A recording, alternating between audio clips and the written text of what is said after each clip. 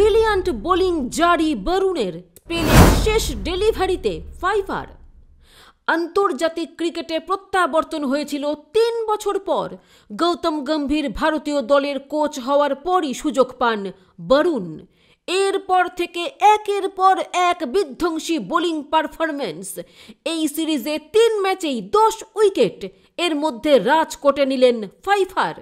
ক্যারিয়ারে এটিই প্রথম আন্তর্জাতিক ফাইভার নয়। এর আগে দক্ষিণ আফ্রিকা সফরে বেরহায় মাত্র ১৭ রান দিয়ে ৫ উইকেট নিয়েছিলেন বরুণ চক্রবর্তী। রাজকোটে প্রথম ইনিংস ব্যাটিং সহায়ক উইকেট বলা যায়, যদিও বরুণ বানে বিধ্বস্ত ইংল্যান্ড ব্যাটাররা। রাজকোটে টস জয়ের হ্যাট্রিক সূর্যকুমার যাদবের।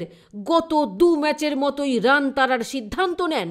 ইংল্যান্ড অবশ্য দুর্দান্ত ব্যাটিং করছিল। স্পিন আক্রমণে আসতেই যাবতীয় জারিজুরি শেষ।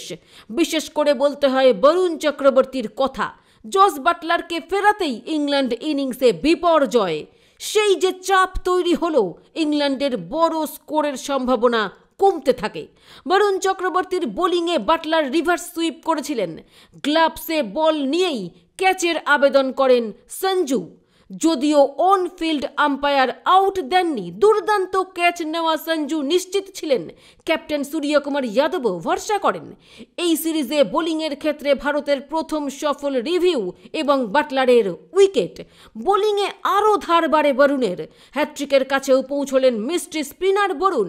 আন্তর্জাতিক টি-20তে ভারতীয় বোলারদের মধ্যে একমাত্র হ্যাট্রিক রয়েছে দীপক চাহারের। সেই তালিকায় নাম লেখাতে পারতেন বরুণও।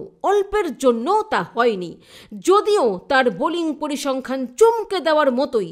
স্পেলের শেষ ডেলিভারিতে ফাইভার ৪ ওভারে ২৪ রান দিয়ে ৫ উইকেট বরুণের। ব্যুরো রিপোর্ট, উত্তরের জ্যোতি নিউজ।